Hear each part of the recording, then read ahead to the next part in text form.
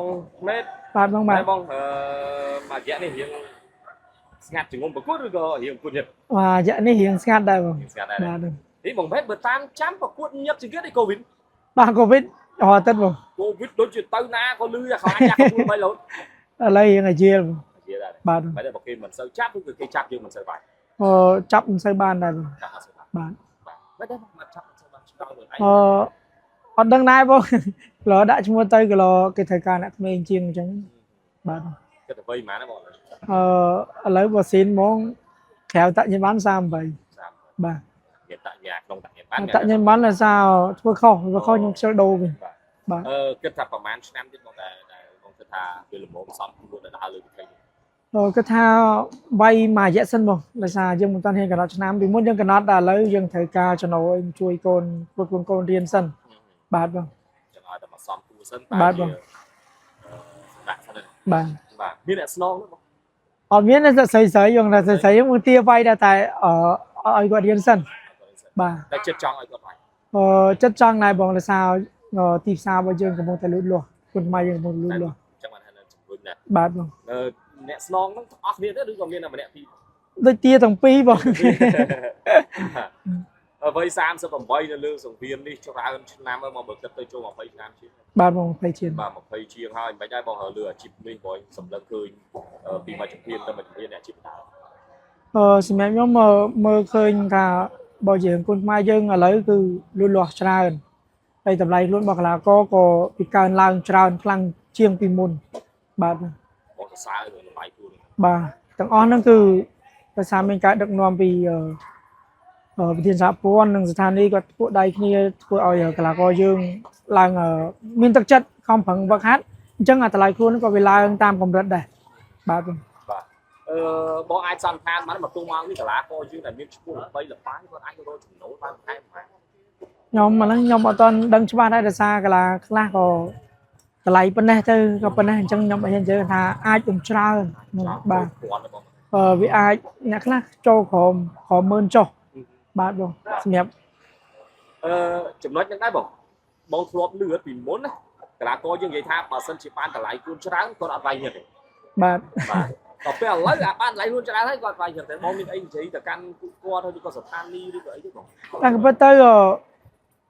យើងនិយាយក៏ថាបានអត់និយាយក៏ថាបានតែសារទី1កីឡាយើងបន្តិចស្ថានីយ៍វាច្រើនអញ្ចឹងពេលដែលយើងអត់វាយ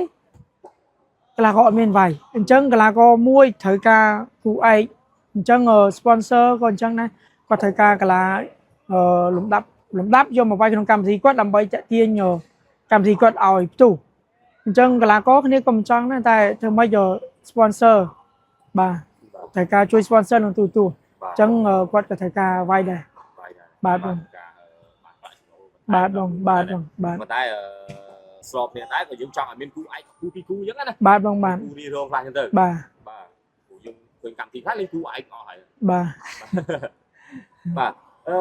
អញ្ចឹងប្រាក់ចំណូលពីបន្តើសម្រាប់កីឡាករយើងបច្ចុប្បន្ននេះគឺរៀងខ្លាំងបាទបងបាទដល់សម្រាប់បងវិញអាចមួយខែអីចំណូលពីបន្តើឲ្យបានប្រហែលខ្ញុំមកអត់ទៀងបងជួនកាលមួយខែបានម្ដង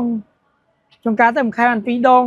ជួនកាលទៅឥឡូវនេះគេបើកឲ្យវាយវិញដូចជាបានយូរបានម្ដងបាទចឹងខែ3ដងទៅតែវាមិនអាចទេកម្របានណាបានរាល់ខែបាទរាល់ខែមួយខែគឺបានម្ដងខែបានម្ដងបាទជាប្រចាំបាទហើយយ៉ាងណាមួយយើងបាននេះបានក្របខ័ណ្ឌបានអីបាទបងបាទជួបទុកដែរបាទយើងសប្បាយចិត្តបងបើគិតថាអត់មានក្របខ័ណ្ឌម្លេះពេលនេះអាចពិបាកបើអត់ក្របខ័ណ្ឌគឺពិបាកបាទព្រោះអីមួយខែជួនកាលបានម្ដងអញ្ចឹងបាទមកដល់មកនេះអ្វីដែលបងសល់ពីគុណខ្មែរខ្លះខ្ញុំគិតថាវាអ្វីដែលខ្ញុំសល់គឺសល់ក្របខ័ណ្ឌបាទតែចិញ្ចឹមខ្ញុំនិងប្រពន្ធកូនខ្ញុំមួយជីវិតបាទជារឿងមួយដែរបាទពឹងបាទបងចាំឲ្យធ្លាប់សម័យថាការមិនទាន់បានបងសម័យថាឃើញគេឃើញឯងតែចង់បានចឹងពីមុនធ្លាប់សម័យថាមកបានក្របខ័ណ្ឌនឹងល្អប៉ុណ្ណាដល់ពេលយើងចេះថាគិតថាក្នុងចិត្តចិត្តថាវាមិនអាចទេព្រោះយើងចំណេះក៏បានតិចការរៀនសូត្រយើងគឺចប់ថ្នាក់ទី8បានមកអានសភៅរួចហើយចឹងគាត់ថាវាពិបាកដល់ពេលដែលយើងចូលនៅវាយឲ្យចំណោះឲ្យក្រសួងមហាផ្ទៃគឺអ្វីដែលយើងមិនអាចយកស្មានគឺយើងបានបាទ ក្មេងបច្ចុប្បន្ននេះបងអ្នកខ្លះគាត់វាយមកប្រកួតពីប្រកួតចឹងដូចជាអ្នកខ្លះវាយមកប្រកួតពីប្រកួតអ្នកខ្លះទៀតរកឈ្មោះមិនបានក៏រត់ចឹងទៅអ្នកខ្លះចឹងគាត់ផ្លោះទៅនេះផ្លោះទៅនោះរឿងក្របខ័ណ្ឌទៅបងមានអីទូមានក្នុងនាមជារៀមច្បងជូនដល់ពួកគាត់ទេបងអារឿងច្បងច្បល់រត់ចុះរត់ឡើងអី បាទសម្រាប់ខ្ញុំមករឿងបងប្អូនដែលវាយបានមួយរយៈល្បីតិចចង់រកក្របខ័ណ្ឌហើយចង់លោតទៅនេះលោតទៅនោះសូមបងប្អូនត្រូវគិត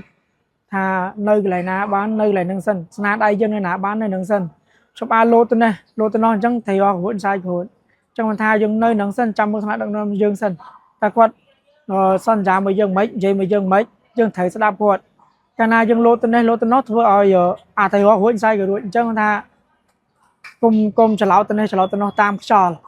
បាទបាទមិនរឿងងាយទេបាទបើដូចខ្ញុំហ្នឹងខ្ញុំមកវាយឲ្យក្រសួងគឺខ្ញុំមួយឆ្នាំគឺខ្ញុំបានមេដាយមាស3ដងអញ្ចឹងខ្ញុំថា